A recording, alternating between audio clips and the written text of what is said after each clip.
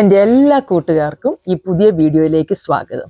ഇന്ന് നമുക്ക് ഈസി ആയിട്ട് ഉണ്ടാക്കാവുന്ന ഒരു ഡിന്നർ റെസിപ്പി ചിക്കൻ കെസഡിയ ഉണ്ടാക്കാം. ചിക്കൻ കെസഡിയ ഉണ്ടാക്കാനായി ഞാൻ റൊട്ടിസ്റ്റർ ചിക്കൻ ആണ് ഇവിടെ എടുത്തിരിക്കുന്നത്. റൊട്ടിസ്റ്റർ ചിക്കൻ ആകുമ്പോൾ വളരെ ഈസി ആയിട്ട് നമുക്ക് ഉണ്ടാക്കാനായിട്ട് സാധിക്കും. നമുക്ക് കത്തി ഉപയോഗിച്ചോ കൈ ഉപയോഗിച്ചോ ആ ചിക്കനെ നമുക്ക് പുള്ളി ചെയ്തെടുക്കാം. ഞാൻ ഇവിടെ 2 ബ്രസ്റ്റ് പീസസ് ആണ് ഈ ചിക്കൻ കെസഡിയ ഉണ്ടാക്കാനായി എടുക്കുന്നത്.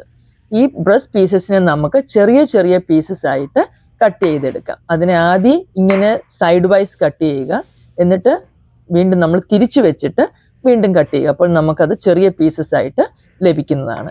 ഈ ചിക്കനെ നമ്മൾ ഇനിയും പല മസാലകൾ ചേർത്തൊരു ഫില്ലിംഗ് ആയിട്ട് ഉണ്ടാക്കണം.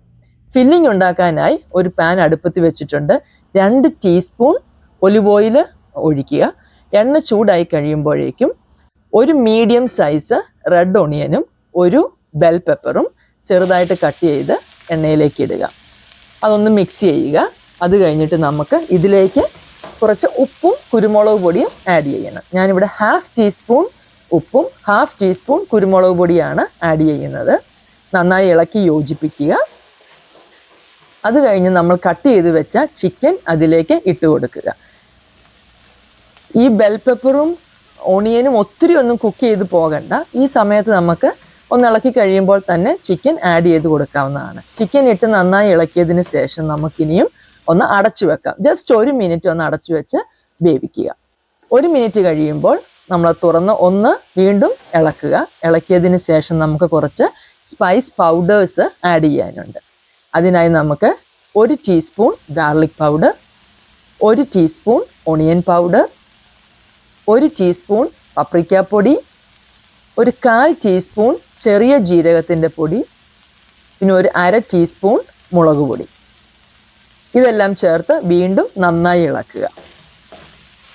ഇപ്പോൾ നമുക്ക് കാണാം ആ മസാലയൊക്കെ ചെറുതായിട്ടൊന്ന് കരിഞ്ഞു പിടിക്കുന്നത് പോലെ. അതിനുവേണ്ടി നമുക്കതൊന്ന് മാറ്റാൻ വേണ്ടി ഒരു ടേബിൾ സ്പൂൺ ഒക്കെ വെള്ളം ഒഴിച്ചിട്ട് നന്നായിട്ട് ഇളക്കുക, മിക്സ് ചെയ്യുക.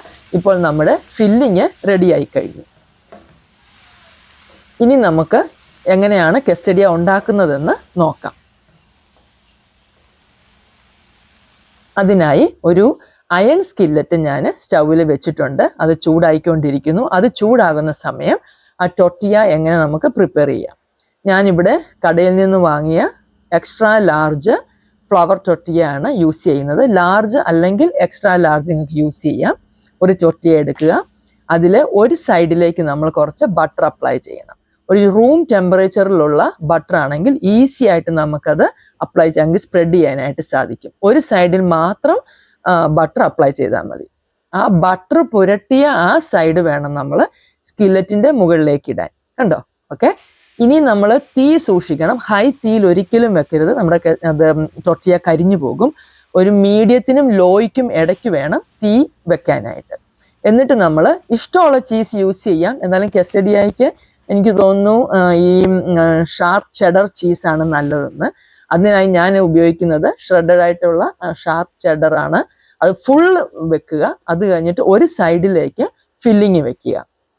അത് കഴിഞ്ഞ് നമ്മൾ ചെറുതായിട്ടൊന്നിങ്ങനെ മറിച്ച് നോക്കണം. അവിടെ ഇങ്ങനെ എല്ലാവരും ബ്രൗൺ കളർ വന്നെങ്കിൽ നമ്മളത് ശരിക്കും നല്ലതായിട്ട് ഫോൾഡ് ചെയ്യാനായിട്ട് ഇത് റെഡിയാണ്.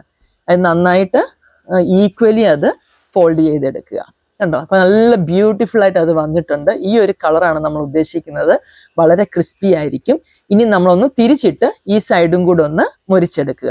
2 സൈഡും നല്ലതായിട്ട് ക്രിസ്പി ആയി കഴിയുമ്പോൾ നമുക്ക് കെസഡിയ സ്റ്റൗവിൽ നിന്ന് നമ്മുടെ സ്കില്ലറ്റിൽ നിന്ന് മാറ്റാവുന്നതാണ്.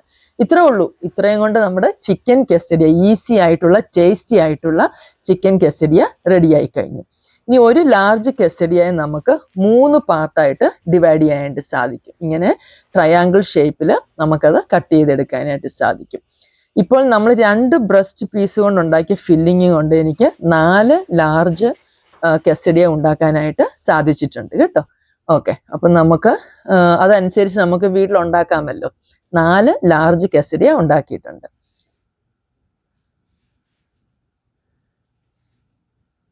ഇനി നിങ്ങൾ നോക്കിക്കേ, ആ കെസഡിയ കട്ട് ചെയ്ത് കഴിഞ്ഞപ്പോൾ എത്ര നല്ലതായിട്ട് ആ ഫില്ലിങ് വന്നതെന്ന്. ചീസും മീറ്റും വെജിറ്റബിളും എല്ലാം കൂടെ നല്ലതായിട്ട് ബ്ലെൻഡ് ആയിട്ട് അത് വന്നിട്ടുണ്ട്.